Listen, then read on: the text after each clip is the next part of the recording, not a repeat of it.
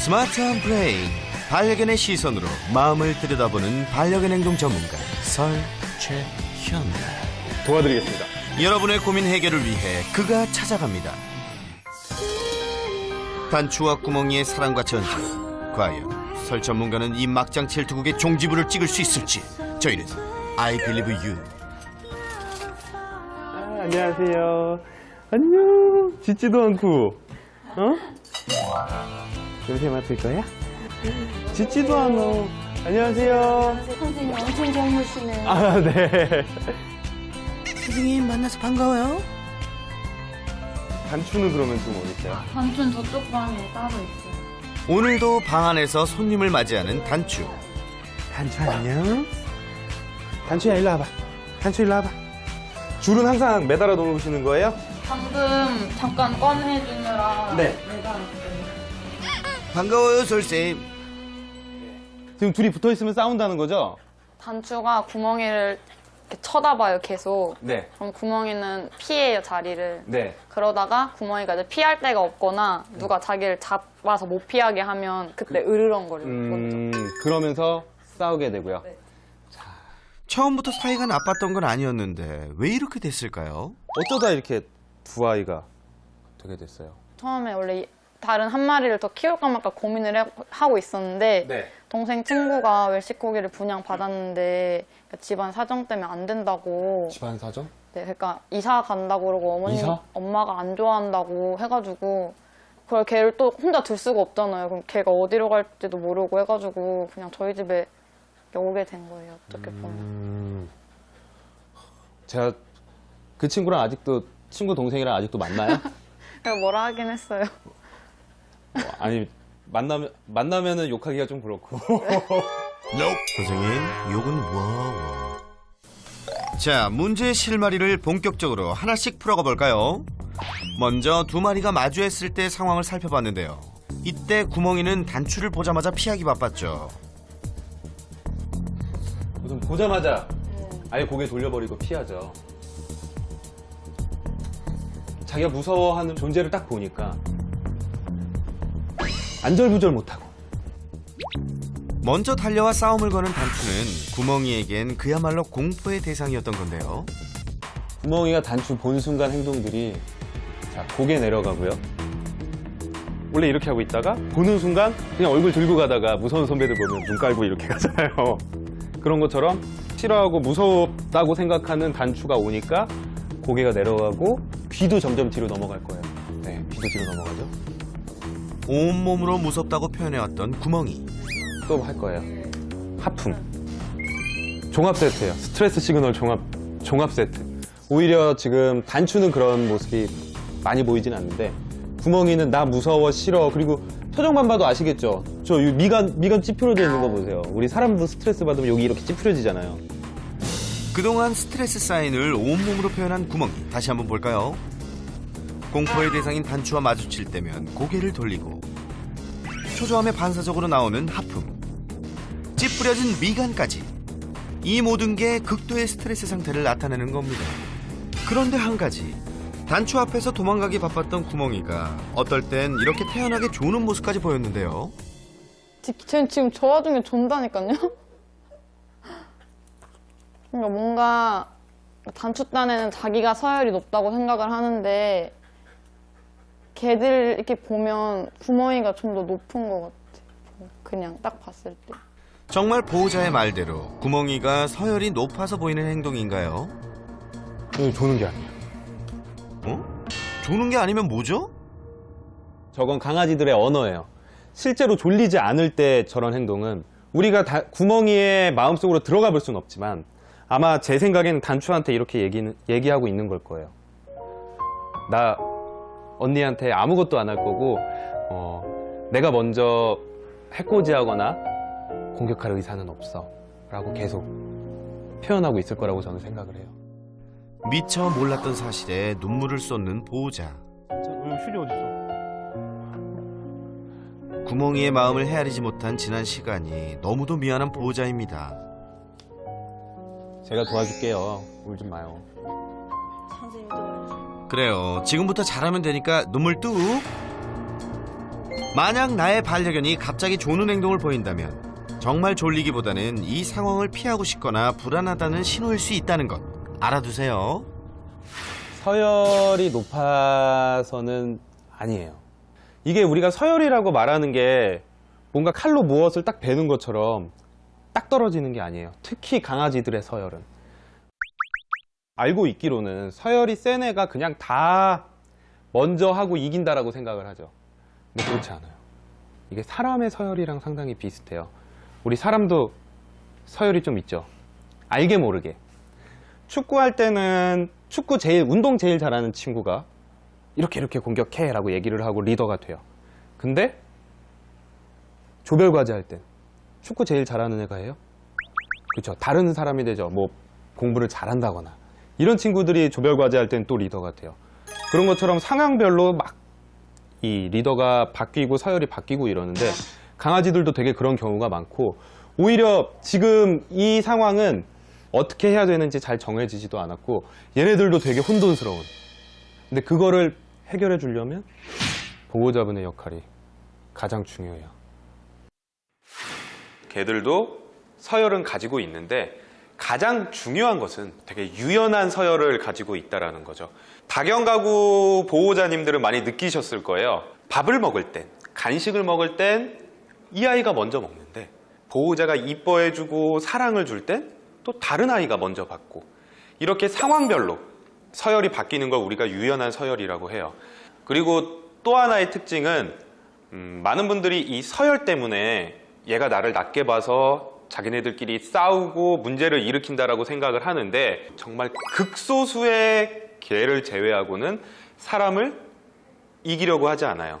보호자를 항상 나보다 위에 있는 동물로 인식을 하고 있기 때문에 보호자가 서열뿐만 아니라 좀 부드럽고 좋은 리더십을 가지고 있다라고 한다면 아이들이 싸우거나 뭔가 문제가 나는 상황에서도 이런 문제들을 좀 쉽게 풀어나갈 수 있고 개들은 내가 굳이 얘랑 싸우지 않아도 우리 보호자를 따라간다면 큰 문제가 일어나지 않는구나 이런 인식을 심어주는 게 가장 중요합니다. 그동안 단추를 마주할 때마다 구멍이는 온몸으로 싸움을 거부했지만 결국 무섭게 달려들어 싸움을 걸었던 단추. 아유, 이 순식간에 아수라장이 됐죠. 안 돼, 안 돼. 안 돼, 안 돼. 상황이 이러다 보니 문제는 피하기만 하던 구멍이 역시도 죽기 살기로 단추를 공격. 보호자도 속숨을 새길 정도로 심각했는데요. 안 돼. 쉽지 않겠는데. 안 됩니다, 선생님. 안 돼요. 무슨 그런 심한 말씀 안 돼요. 골이 너무 깊어 보여요. 저 정도로. 특히 구멍이 같은 경우는 그동안 계속 나는 안 한다는 표현을 계속 하다가 단추가 다가왔을 때 예전에 트라우마가 분명히 있을 것 같아요. 마지막으로 내 모든 힘을 다해서 싸우려고 하는. 누가 더 다쳐요? 둘이 싸우면. 그쵸. 이 입 짧은 애들이 또 잘 못 물어요. 안 무는 게 아니라 못 무는 거. 못 무는 거죠. 이승질에 물기까지 했으면 단추야 다행인 걸로. 제가 처음에 들어왔었을 때도 봤지만 한번 보세요. 언제부터 싸움이 벌어지기 시작하는지. 설 전문가의 눈에 포착된 싸움의 발단. 어디 한번 볼까요? 보호자가 구멍이한테 다가가자 쫓아가는 단추. 네, 여기서부터 시작입니다. 여기서부터. 거의 100%예요.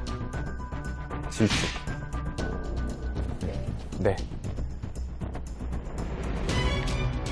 지금 구멍이한테 다가가는 이 순간부터가 벌써 이때 싸움이 시작된 거예요.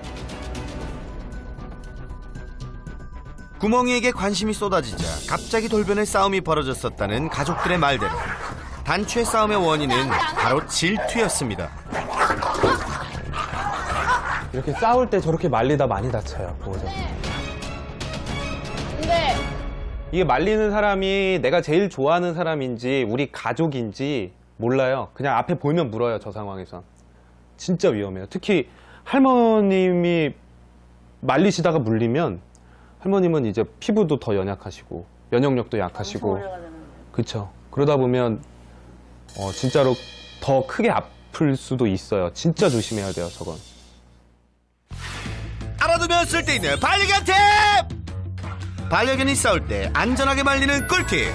반려견이 싸운다면 이불을 덮어 스스로 흥분 상태를 가라앉힐 수 있게 해주세요. 그래도 싸움이 지속된다면 물을 뿌려 상황을 안전하게 종료시키는 게 가장 좋은 방법이라는 거 꼭 알아두세요. 끝! 간식? 사실 그동안 가족들도 나름의 노력을 기울여 왔었는데요. 간식 교육도 해봤지만 결과는 늘 실패. 안 돼. 그래도 열심히 노력하셨어. 공부를 하셨는데 좀 모자라요. 뭐 그걸 도와드리려고 제가 온 거긴 한데 싸울 때 먹이는 거 아니에요? 기본적으로 저런 방법이 맞아요. 근데 솔직하게 말씀드릴게요. 대충 한 거예요. 단추는 내가 뭐에 칭찬을 받는 거지? 라는 거 제대로 인식 못 할 거예요. 내가 뭐에 칭찬을 받고 있는 거지? 시도는 좋았으나 방법이 미흡했네요. 좀 더 명확하게 우리가 단추한테 보여줘야 되는데 그냥 간식 있으니까 먹지 뭐. 그냥 이렇게 돼버리고 있는 거예요 지금. 보호자님의 노력만큼은 인정. 하지만 2% 아쉬운 교육 방법으론 아무런 효과도 보지 못한 채 오히려 혼란만 키웠습니다. 눈에 띄었다 하면 싸움이 벌어지는 둘. 보호자가 선택한 최선의 해결책은 격리였죠. 결국 구멍이는 거실에서 그리고 단추는 방 안에서 지내야 했었는데요. 그런데 안타까운 건 방에 있는 내내 바깥 소리에 귀 기울이며 방문 앞을 떠날 줄 모르던 단추의 모습입니다.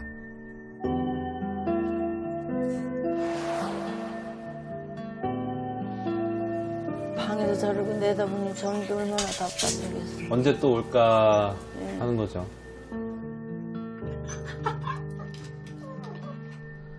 가뜩이나 질투심에 공격성까지 보이던 녀석인데 보호자와 떨어져 있으려니 얼마나 힘이 들었을까요? 지금 와서 싸우니까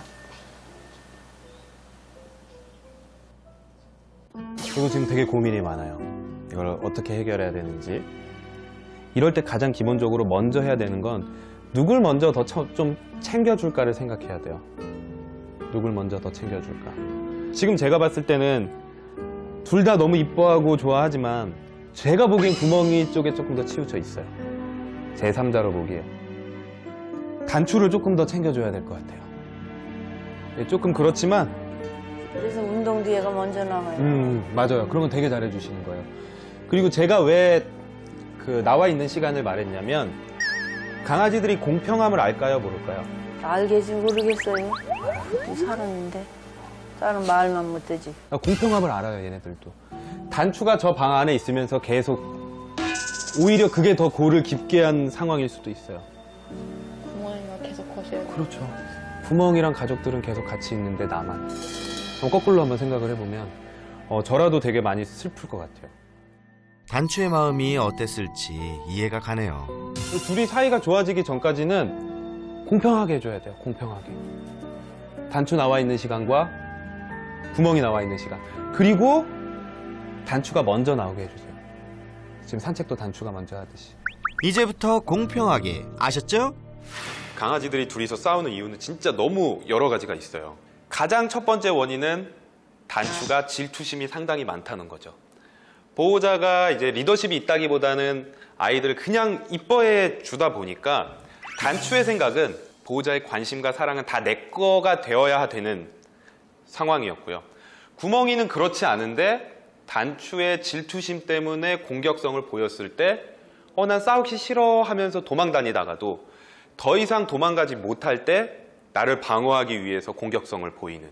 그렇기 때문에 가장 근본적으로 필요한 건 단추에게 조금만 기다리면 보호자의 사랑이 나한테도 온다라는 인내심과 절제력을 키우는 교육이 필요했습니다. 질투가 부른 두 반려견의 살벌한 전쟁. 둘 간의 관계 회복을 위한 솔루션 지금 시작합니다.